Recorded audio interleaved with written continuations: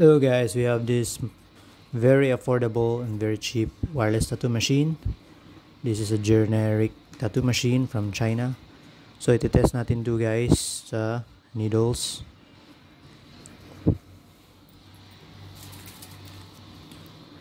So hindi natin pwedeng i-test sa actual session dahil baka tayo magkamali at makasira tayo ng balat. So i-try lang natin siya sa practice skin dahil hindi pa tayo kabisado sa kanyang takbo or ang handa ng machine. So try muna natin sa practice skin.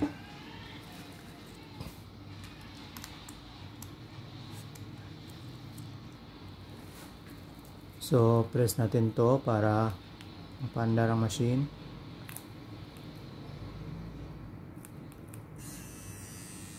Fully charge po siya. Try natin sa 7.5 volts. So actually yan po yung ginagamit natin. Then adjust natin yung haba ng karayom. So napakaganda ng kanyang grip dahil sobrang higpit dahil sa ball bearing. So may ibang murang wireless tattoo machine yung na-order ko last time, pinakamura sa Poseidon, is very waggle. Kahit may ball bearing siya, very waggle yung grip niya. So ito sobrang solid, hindi siya sumasayaw or maalog. So kaya steady lang yung kanyang needle at sobrang ganda ng kanyang andar. Test natin yung kanyang vibration guys. So hindi siya ganong umaalog talaga. So try natin sa linya guys.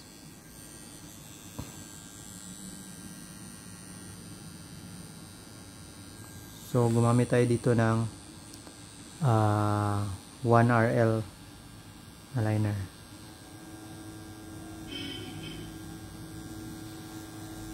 So ito po yung fine line guys. Fine line.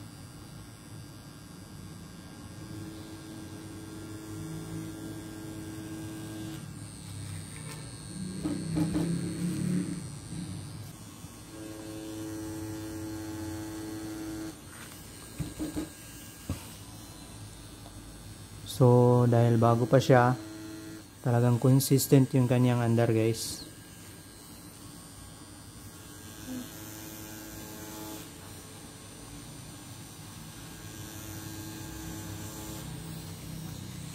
Tingnan nyo guys.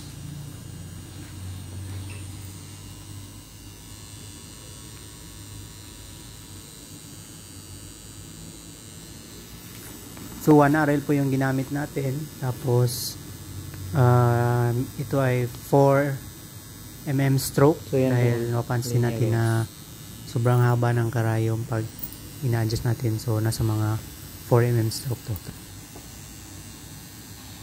So pag may bagong machine kayo guys, dapat kabisaduhin muna yung andar bago nyo i-try sa inyong mga kliyente. Dahil minsan iba-iba kasi yung machine. So baka manibago tayo, at especially sa yung hawak natin sa grip, iba-iba kasi yung forma ng grip ng machine at saka iba-iba din ang size ng grip. So pag kabisado na natin, hindi na tayo magkakamali dyan. Yan po. Try natin for stippling style.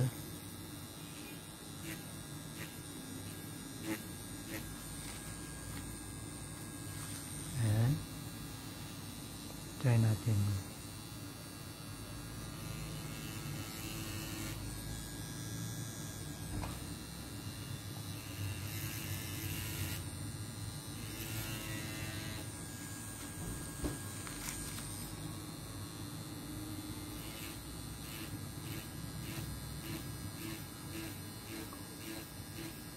So maganda siyang gamitin sa stippling or whip shading guys.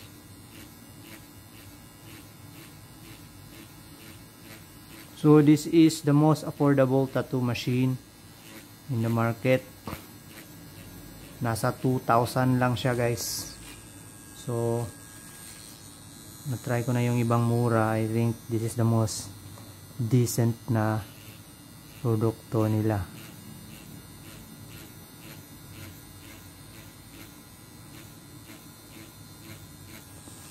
So wala siyang brand guys.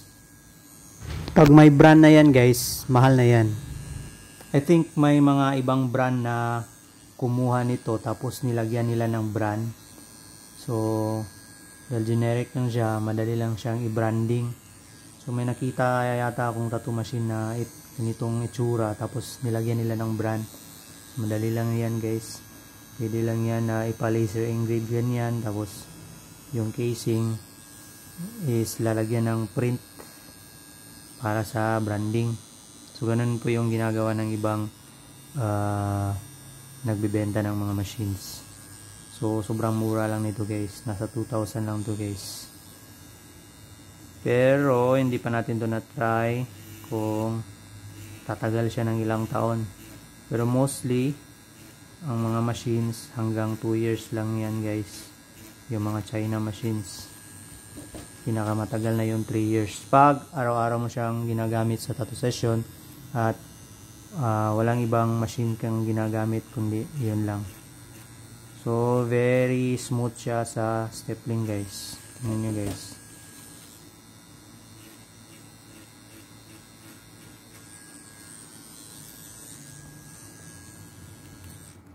So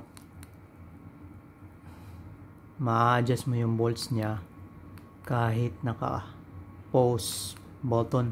So yung iba kasing wireless na na-try ko na very affordable, like yung 1.5 na wireless doon sa Poseidon, hindi mo siya ma-adjust ng volts pag naka-pause siya. Tapos sobrang haba kasi separate yung battery at saka yung machine. Ito very balanced lang sa kamay, hindi siya ganoon kahaba guys. So I think maganda to guys.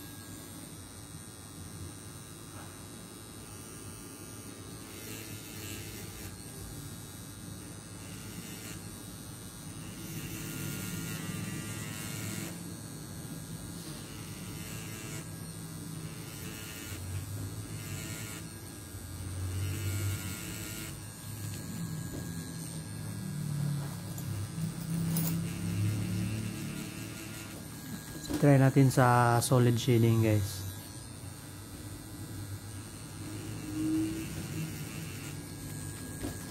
So may ituturo ako today guys.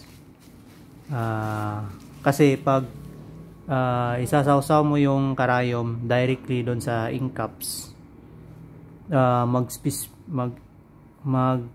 spill or smear yung ink. So tingnan natin yan. Oh, ganyan. So madumi pag ganyan kasi yung ginagawa natin. Nadudumihan yung stencil, then pagpunas natin is nabubura. So may technique dyan guys para hindi mag-spill yung ink. So nakaandar siya, tapos ididip mo. Huwag mong isawsaw yung dulo lang ng karayom, tapos ipahigop mo lang siya ng ink, yung saktong ink lang. Yan. Yan. Pag nakahigop na siya ng saktong ink, next na pag-line mo dyan guys, hindi yan kakalat. Yan. Yan po yung technique dyan guys, especially sa mga small piece designs na gagawin nyo. So dapat hindi makalat dahil yung mga detalye sa sobrang liit na disenyo, pag na-spill ng ink yan is pagpunas mo, mabubura yung stencil at mawawala ka na. So ganyan lang gagawin nyo guys. Wait lang, ubusin ko muna yung laman na ink.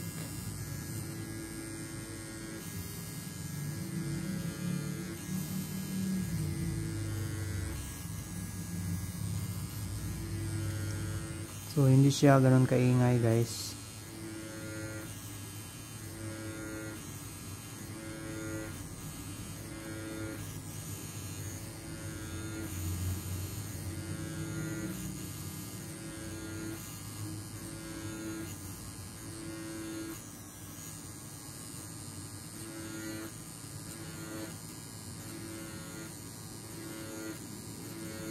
So, pagre-refill tayo ng ink, ganyan lang. Tip nyo lang yung dulo ng karayom, tapos yan yung hihigop siya ng ink, yan, para hindi siya mag-spill.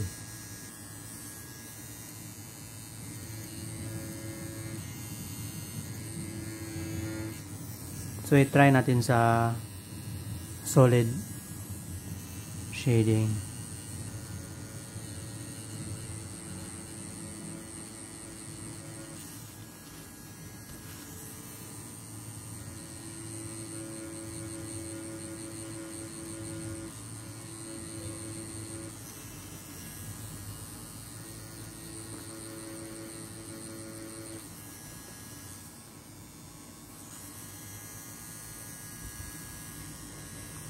I think I can recommend this tattoo machine guys.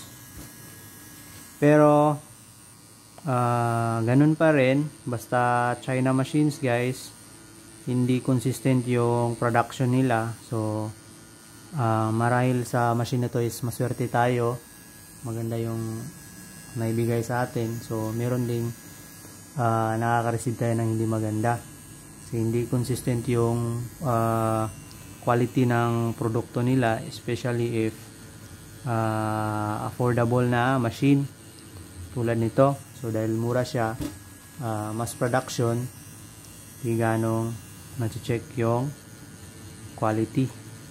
So paswertihan na lang yan guys pag maganda yung na-receive mo.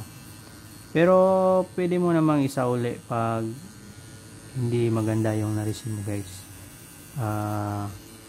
Hassle lang dahil matatagalan sa refund, tapos order ka na naman, so another weeks na naman ang hintayin mo. So sobrang ganda siya guys, talagang, tapos hindi siya ganun kabigat, so hindi siya mangalay sa kamay. So the machine is not so heavy and it's very comfortable to your hand. It was not stated sa description sa machine kung ilang mm yung size ng grip, pero I think nasa mga 32 to siya guys, 32 mm sa estimate ko lang, 32 mm yata ito. So katamtaman lang yung 32 mm, hindi masyadong malaki, hindi rin masyadong maliit.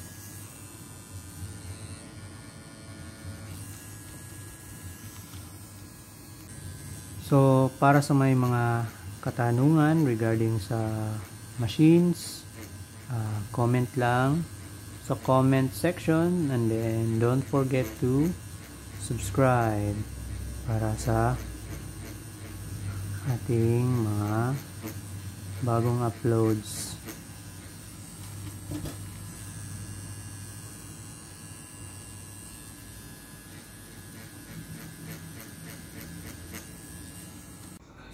So after natin matest sa very short time, medyo mainit siya ng konti, so gagawa ulit tayo ng bagong review nito soon pag na-try natin siya sa longer hours, kung mainit ba talaga siya ng sobra. So gawa na lang tayo ng bagong video. Thanks for watching. So again guys, this is Tata of Northink Studio Tattoo Shop. Salamat sa panonood.